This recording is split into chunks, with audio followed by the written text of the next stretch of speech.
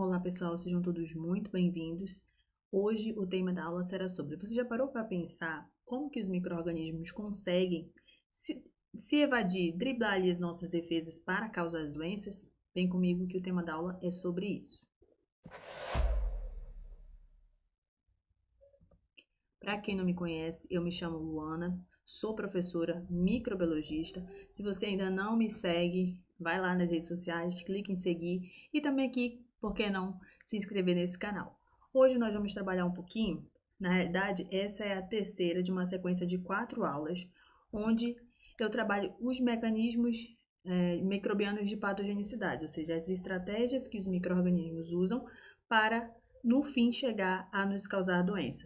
Essa é a terceira, então se você perdeu as 2 primeiras aulas, eu vou deixar o cardzinho aqui para você assistir e não comprometer o seu conhecimento, né, ali a construção do seu conhecimento sobre o tema. Então, sem muitas delongas, eu vou apresentar hoje pelo menos 4 estratégias pelas quais os micro-organismos eles conseguem não só penetrar, como também se evadir, né, driblar ali as nossas defesas. A primeira é utilizando estratégias como a cápsula. Então, alguns micro-organismos, como bactérias e fungos, eles têm essa estrutura, que é uma estrutura a mais, nem todos os micro-organismos possuem, mas é uma estratégia que eles usam para conseguir se evadir das nossas defesas. Algumas estruturas, como proteínas, também são importantes no processo de evasão das defesas do hospedeiro.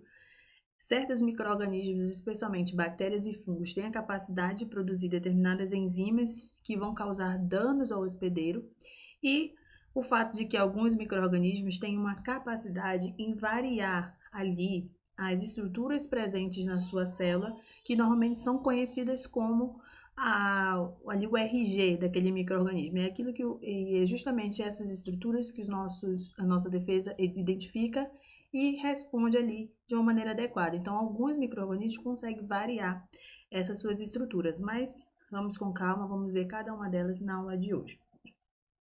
A primeira situação é a questão da presença de cápsula. Veja bem, você já deve ter estudado na microbiologia básica as estruturas que são necessárias à sobrevivência dos micro-organismos, tanto ele sendo uma bactéria, quanto ele sendo um fungo. A cápsula é uma estrutura que normalmente a gente chama de facultativa, ou seja, nem todos os micro-organismos vão apresentar. No entanto, aqueles que apresentam essa estrutura têm uma vantagem sobre os demais, e na maioria das vezes esses micro-organismos eles são patogênicos. Por quê? O fato deles serem essa cápsula vai trazer algumas vantagens para esses micro-organismos. Sendo ela a primeira e a mais importante é a proteção desse micro-organismo de um processo chamado de fagocitose. Vamos lá relembrar. Quando o micro-organismo ele entra no nosso corpo, automaticamente existem células que como se fossem soldados. Eles vão chegar até essas estruturas, esses micro-organismos, e vão tentar fagocitar, vão tentar comer esses micro-organismos. Quando ele tem uma cápsula, esse processo de fagocitose, de englobamento ali desse micro-organismo, ele é dificultado, ele dificulta a ação das nossas células de defesa para combater esse micro-organismo. Uma outra vantagem é que essa cápsula ela evita a desidratação. Então, existem algumas, dentro da estrutura da cápsula, ela pode armazenar ali uma certa quantidade de água devido ao caráter químico das estruturas que compõem essa cápsula. Então, isso de certa forma também vai garantir uma vantagem para esse micro-organismo. E uma outra vantagem é a questão da adesão. Na aula anterior, eu falei que os micro-organismos eles não podem entrar no hospedeiro e ficar ali na corrente sanguínea dando sopa. Eles precisam se fixar, porque eles não estando fixados em um lugar, eles são alvos fáceis para as nossas estruturas, para as nossas células de defesa. E essa cápsula ajuda nesse processo de adesão. Aqui do lado nós temos um exemplo de bactéria encapsulada, que é o Streptococcus pneumoniae. Essa bactéria é uma bactéria patogênica, bastante envolvida em casos de otite, meningite bacteriana, inclusive é normalmente quando uma meningite ela é causada pelo pneumococo, é uma meningite um pouco mais grave, né? Então, o que já foi verificado? Que algumas bactérias, alguns Streptococcus pneumoniae, quando tem cápsula, eles tendem a ser virulentos, ou seja, eles vão causar a doença na presença dessa cápsula, certo? Diferente das mesmas espécies de Streptococcus pneumoniae, que por algum motivo não conseguem sintetizar essa cápsula, elas são avirulentas, tá? Então, para vocês verem a importância dessa estrutura para essa bactéria. Uma outra forma também de evasão dessas defesas é a presença de determinadas proteínas na parede celular. Aqui, especificamente, como exemplo, eu vou pegar apenas as bactérias, tá? Essas substâncias que estão presentes na parede celular vão contribuir para a virulência do micro-organismo. Então, o que é virulência? Vamos pensar que a virulência é uma capacidade de gerar danos. Então, quanto mais estruturas que podem gerar danos, mais virulenta é essa bactéria, tá? Então, aqui a gente vai ter como base uma outra bactéria, mas ainda Streptococcus, só que de uma espécie Piógenes, tá? Então, um exemplo de componente da parede celular que tem essa característica em tornar a bactéria mais virulenta é essa proteína M.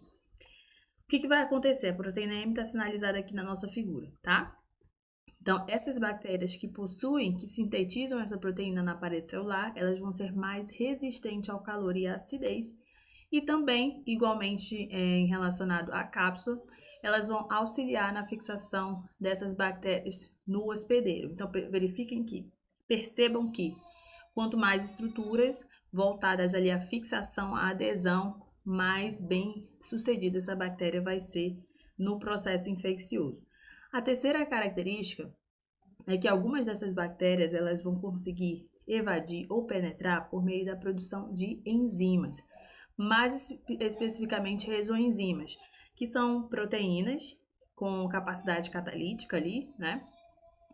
E essas proteínas, essas enzimas, elas vão ser produzidas pelas bactérias e liberadas da sua célula ali no meio onde ela está. Só que essas enzimas, elas têm a capacidade de causar determinados danos, como por exemplo, as hialuronidases, é um nome meio estranho, né? Produzidas pelos Streptococcus, elas têm a capacidade de quebrar o ácido hialurônico, né? Que, para quem não lembra um pouquinho ali da histologia, é o ácido presente, são moléculas presentes ali que vão preencher os espaços entre as nossas células, né? Que vão manter as nossas células unidas. Ele garante uma certa hidratação na nossa pele, né? Manter a pele ali bem firme, tá?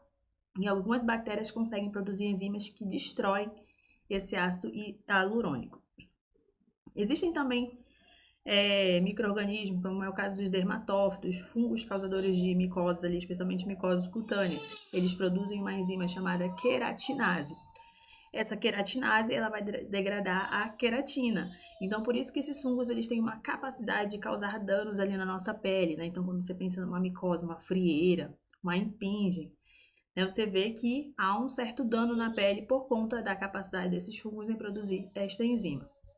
E a coagulase, que é uma enzima que tem a capacidade ali de formar coágulos. Então, normalmente, o Staphylococcus aureus, ele é bastante conhecido por essa capacidade. Tanto que um dos testes que a gente usa na bancada para identificar se é a espécie aureus ou não é o teste da coagulase, tá? E por último, a variação antigênica. Lembra que eu falei no começo que os antígenos, ele tem estruturas na sua célula, quando a gente fala de micro-organismo, que o nosso sistema imunológico reconhece como sendo como se fosse a digital, o RG daquele micro-organismo? Então, existem alguns que têm uma capacidade de variar a produção dessa estrutura, né, que a gente chama de epítopo da imunologia. Então, ele consegue produzir, ao longo do processo infeccioso, vários epítopos diferentes. Então, isso não dá tempo para o nosso sistema imunológico gerar respostas eficientes contra aquele determinado micro-organismo, porque ele está mudando ali o seu epítopo a todo momento. Então, isso é comum, por exemplo, nas infecções causadas pela Neisseria gonorrhoeae. Só que nesse caso, ela vai fazer o quê? Ela vai modificar as proteínas, uma proteína específica chamada OPA. E o caso mais conhecido de variação antigênica dentro da microbiologia, e o mais famoso, é o do Trypanosoma brucei, que causa a tripanossomíase africana ou doença do sono. Então, ao longo do seu processo infeccioso, ele vai variar ele vai ter uma variação muito grande, o que dificulta a ação ali de resposta do nosso corpo para a proteção, né, ou até mesmo para a cura dessa doença. Certo, pessoal? Então, eu espero que vocês tenham entendido. Qualquer dúvida, vocês podem deixar no comentário e até a próxima.